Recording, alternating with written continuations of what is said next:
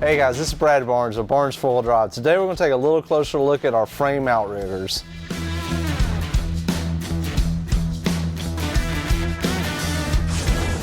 So what our frame outriggers do is they weld here to the side of the frame, and what it does is it gives you a surface area to mount a shackle hanger or leaf spring hanger to the outside of the frame edge. This can be really handy, let's say if you're putting a set of 1-ton axles in a narrow frame vehicle like a Jeep TJ maybe, or a CJ, and one of the perches on the axle is actually cast into the housing, so you can't easily move it. So what you want to do is be able to widen the mounting width on the frame. That's where these frame outriggers come into effect. You'll notice our frame outriggers on the leading edge is flat.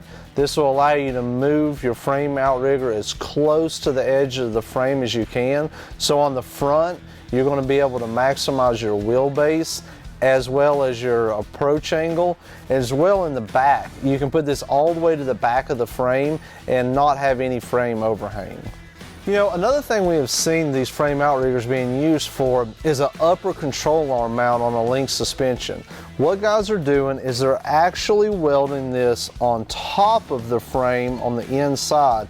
This way they can move their upper link bracket a little bit higher on their frame to get the right numbers they're looking for on their link calculator.